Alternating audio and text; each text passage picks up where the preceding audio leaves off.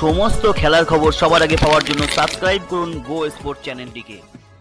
IPL mega auction প্রসঙ্গে কর্মকর্তাদের সাথে একটি বৈঠকে কেকেআর এবং সানরাইজার্স হায়দ্রাবাদের মালিক যথাক্রমে শাহরুখ খান ও কাব্য মারান আইপিএল 2025-এর আগে আইপিএল মেগা অকশন অনুষ্ঠিত করার বিষয়ে তীব্র আপত্তি জানিয়েছিলেন। তারা বলেছেন, ধারাবাহিকতার জন্য তারা মনে করেন যে শক্তিশালী টিম গঠন, ব্র্যান্ড প্রচারের জন্য আগের টিম ধরে রাখা অত্যন্ত গুরুত্বপূর্ণ। গভর্নিং কাউন্সিল বর্তমানে খেলোয়াড় ধরে রাখার সংখ্যা সম্পর্কিত বিষয়ে চূড়ান্ত সিদ্ধান্ত গ্রহণ করার জন্য কাজ করছে, কারণ মাসের শেষের আগে সবকিছু চূড়ান্ত হয়ে যাবে বলে আশা করা হচ্ছে। এদিকে দিল্লি ক্যাপিটালসের মালিক পার্থ জিন্দাল নিজের মতামত প্রকাশ করেছেন যে তিনি প্রতি 3 বছরে একটি মেগা নিলাম করার জন্য প্রস্তুত। তিনি আরো যোগ করেছেন যে বিসিসিআই কর্মকর্তাদের সাথে বৈঠকের সময় মেগা নিলামের ভবিষ্যৎ নিয়ে বিতর্ক হয়েছিল, তবে জিন্দাল বিশ্বাস করেন যে একটি প্রতিযোগিতামূলক টুর্নামেন্টের জন্য সামঞ্জস্যপূর্ণ দল থাকা গুরুত্বপূর্ণ।